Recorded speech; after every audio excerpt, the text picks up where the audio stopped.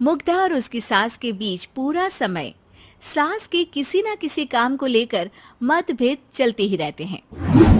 बहू, ओ बहू, जरा चाय बना दे। मुग्धा चाय लेकर आती है। ये लीजिए, और कुछ चाहिए? अरे नहीं, बस चाय पीने का मन था। जाओ, तुम दूसरा काम करो। चाय पीने के थोड़ी देर बाद सास दोबारा मुग्धा को आवाज लगाती है। अरे बहू रे, आओ बहू, जरा हलवा तो बना दे, मीठा खाने को मन हो रहा है।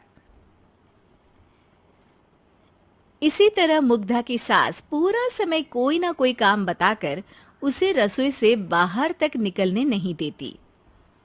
कभी चाय, कभी हलवा, कभी पानी तो कभी दूध, हर समय खाने को चाहिए। और उसके लिए अपने हाथ पैर बिल्कुल नहीं हिलाने। परेशान किया हुआ है इन्होंने। सास की जबरदस्ती परेशान करने की आदतों से दुखी मुग्धा एक शाम सचिन के साथ अपने कमरे में बैठी हुई बात कर रही होती है। सुनो जी, मम्मी जी की ये जानबूझकर मुझे परेशान करने की फरमाइशों से मैं बहुत फ्रस्ट्रेट हो चुकी हूँ। पूरे दिन में एक सेकंड का आराम नहीं मिलता। रसोई से बाहर कदम रखती नहीं कि बहू ये बना दे, बहू री वो बना दे। अरे इनकी फरमाइशें चलती ही रहती है। अरे मुग्धा, माँ खाने की शौकीन है, पर उम्र हो चली है, खुद खाना नहीं बना सकती, इसलिए तुमसे बोलती है। अरे तो शौक भी उम्र देख कर रखने चाहिए ना। समझ में नहीं आता, हर समय फेविकॉल का जोड़ लगाए सोफे से चिपके बैठी रहती है। इतना सब डाइजेस्ट कैसे हो जाता है उन्हें? अरे तुम मेरी माँ से इतनी नफरत कैसे कर सकती हो? मैं उसे नफरत नहीं करती जी, बस परेशान हूँ। जहां मुग्धा अपने पति से ये सब बोल रही होती है, वहीं उसकी सास भी कमरे के बाहर दरवाजे से कान लगाए सारी बातें सुन रही होती है और अगली दोपहर रसोई में मुग्धा के पास जाती है। बहू, आज ना मेरा कुछ मसालेदार खाने का मन है। तो चाय बना दूं? मुझे बहुत पसंद है। अरे ना, ऐसा कर लिट्टी चोखा बना ले। और हाँ, जितना मसाला बातों में मिलाकर पति को सुनाती हो ना, सब्जी में भी वैसे ही डाला करो, खाना स्वादिष्ट बनेगा। सास की बात सुनकर मुग्धा हैरान रह जाती है। मतलब अब पूरा समय मुझ पर हुक्म चलाने के साथ बंद कमरे में हुई पति पत्नी की बीच की बातें भी सुनती है? अरे बात जब मेरी थी तो सुनने में क्या दिक्कत है? ये कहकर सास वहां से चली जाती है। अरे अब तो हद पार हो गई। इस तरह से तो ये मेरा जीना मुश्किल कर देंगी।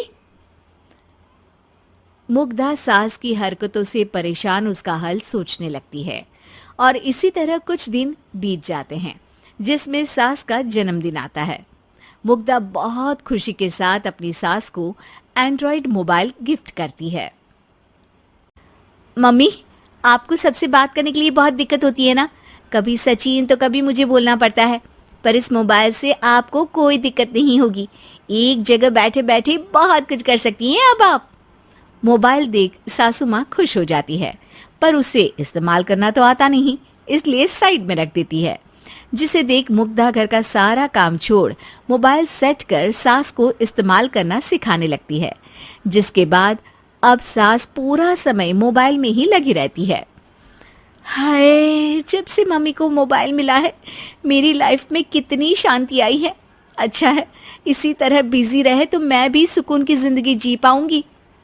अब मुग्धा जब मन करे काम करना, जैसा चाहे वैसा खाना बनाकर खाना, पूरा समय रिलैक्स और खुश रहने लगती है। क्या बात है, आजकल तुम बहुत चहक रही हो। अरे मम्मी जी से छुटकारा जो मिला है, अब ना फरमाइशें ना छुप छुप कर बातें सुनना। अच्छा, तो मोबाइल गिफ्ट करने की ये स्कीम थी। इसी तरह दिन बीतते हैं और अब मोबाइल पर लगी सास फरमाइशों की जगह सवालों के लिए बहू को आवाजें लगाना शुरू कर देती है। अरे बहू सुन तो, देख जरा किसी का फोन क्यों नहीं मिल रहा? रिचार्ज खत्म हो गया है, पर अभी 4 दिन पहले ही तो मैंने किया था। इतनी जल्दी कैसे खत्म हो गया?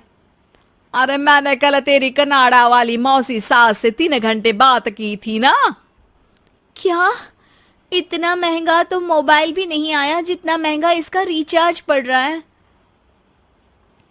इसके बाद तो जैसे मुग्धा के दिन के 24 घंटे में से 20 घंटे सास के पास उनके मोबाइल रिलेटेड प्रॉब्लम सॉल्व करने की ड्यूटी ही बन जाती है। अरे मुग्धा, ये मोबाइल में अचानक तेरी मौसी सास की शक्ल क्यों दिखने लगी? और ये तो हिल भी रही है।